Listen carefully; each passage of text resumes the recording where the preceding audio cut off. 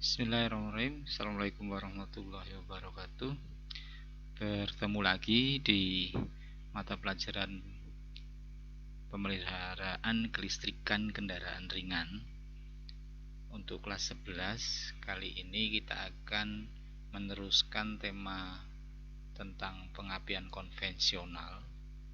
Pada bagian video yang ketiga ini, Anda akan pelajari cara kerja dan data-data sistem pengapian baterai. Anak-anakku sekalian, akan hanya ada 3 atau 4 slide dari depan ini tentang cara kerja sistem pengapian konvensional. Oleh karena itu, tolong diperhatikan supaya nanti bisa lebih jelas. Oke, kita akan mulai cara kerja sistem pengapian konvensional. Diawali dengan ketika kunci kontak on dan breaker point menutup. Anakku sekalian, jadi ketika kunci kontak on, breaker point menutup, seperti pada display di PowerPoint yang Anda lihat.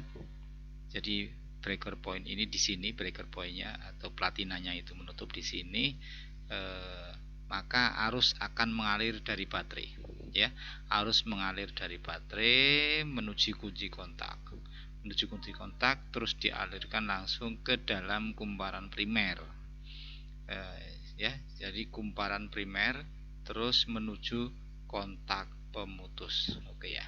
Nah, ini breaker pointnya. Akhirnya sampai ke dalam masa, karena dia breaker pointnya menutup, maka terhubung dan turun ke masa. Sehingga atas keadaan ini maka terjadi pembentukan medan magnet pada inti koil. Ya, inti koil yang di sini itu terjadi medan magnet. Jadi terus apabila kunci kontak dihubungkan arus listrik, jadi ketika kunci kontak ini di-on-kan terhubung dengan arus listrik, akan mengalir arus listrik itu dari baterai menuju kunci kontak, ya, ke kumparan primer, terus menuju ke breaker point, ya, menuju ke breaker point dan ke masa. Dalam keadaan seperti ini, breaker point masih dalam keadaan tertutup. Akibatnya mengalir arus pada kumparan primer, maka inti besi ini jadi magnet. Ini prinsip kerja ketika kunci kontak on dan breaker point menutup. Oke, prinsip kerja yang kedua adalah ketika kunci kontak on, breaker point membuka. Tadi ketika menutup, arus mengalir dan terjadi kemagnetan di sini. Breaker point sekarang posisinya membuka karena kaki ebonit digerakkan oleh camshaft pada poros distributor. Anak-anakku, alur kerja arusnya yaitu berasal dari arus itu mengalir dari baterai terus menuju ke kunci kontak ini dan ke kumparan primer, terus koil, menuju koil, ya, menuju kontak pemutus, ya, kontak pemutus, akhirnya ke masa. Ketika terjadi pembentukan medan magnet pada inti koil, ya, dalam keadaan inti besi menjadi magnet, bila breaker point dibuka, jadi ketika dari menutup terus dibuka, ya, maka arus yang mengalir pada kumparan primer akan terputus. Jadi kumparan primer ini arusnya ini kan harusnya ke sini. Nah, ini karena ini begitu terbuka, maka itu terputus, tidak sampai ke sini, tidak sampai ke masa. Dan kemagnetan pada inti besi, ya, kemagnetan pada inti besi ini akan segera hilang. Perhatikan, hilangnya kemagnetan ini akan menyebabkan kumparan primer dan kumparan sekunder timbul tegangan induksi. Jadi intinya di sini. Jadi hilangnya kemagnetan secara tiba-tiba karena tadi breaker pointnya itu membuka, ini terputus, jadi masanya terputus. Ini akan menyebabkan timbul tegangan induksi, ya, tegangan induksi, karena jumlah gulungan pada kumparan sekunder, ya, kumparan sekunder satunya ini lebih banyak dari kumparan primer, maka tegangan yang keluar pada kumparan sekunder akan jauh lebih besar, atau pada kumparan sekunder akan timbul tegangan tinggi. Makanya karena timbul tegangan tinggi dari kumparan sekunder ini, makanya dia harus dialirkan. Ini sudah tegangan tinggi ya. Maka tegangan yang keluar dari kumparan sekunder akan jauh lebih besar pada kumparan sekunder dan akan timbul tegangan tinggi. Tegangan tinggi ini selanjutnya disalurkan ke rotor. Ya, kalau di sini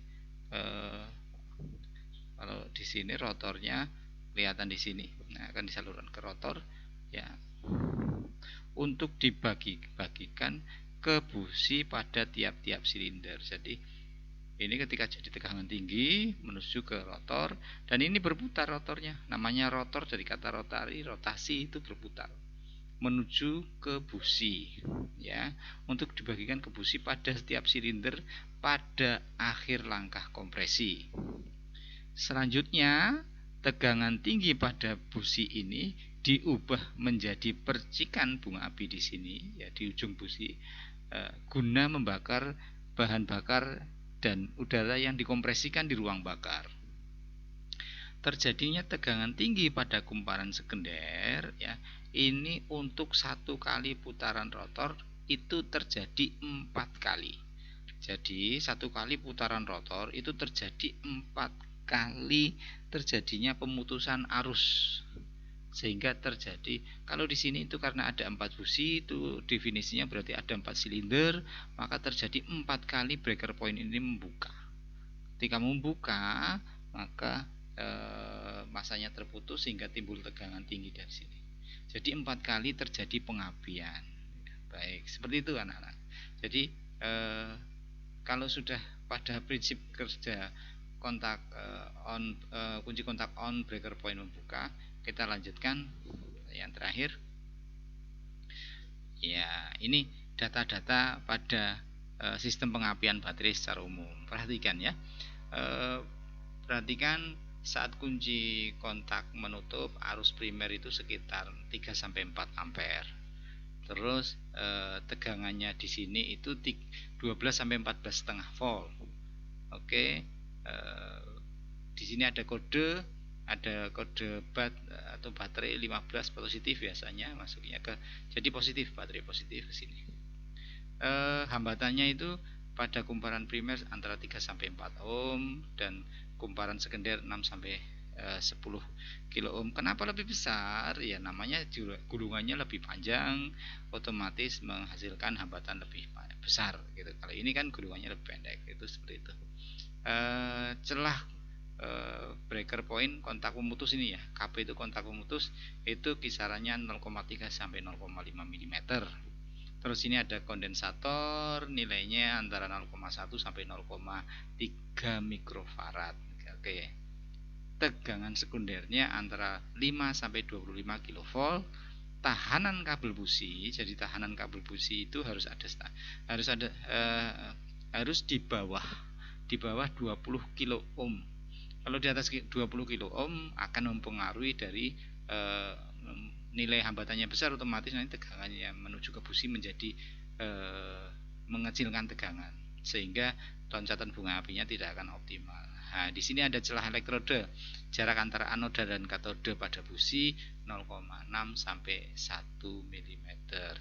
Begitu anak-anak, untuk kali ini prinsip kerjanya silakan diputar berulang sampai Anda paham. Kalau sekali paham, syukur alhamdulillah. Jangan lupa kerjakan tugas pada setiap sesi videonya. Terima kasih, dari saya Joko Apan. Assalamualaikum warahmatullahi wabarakatuh.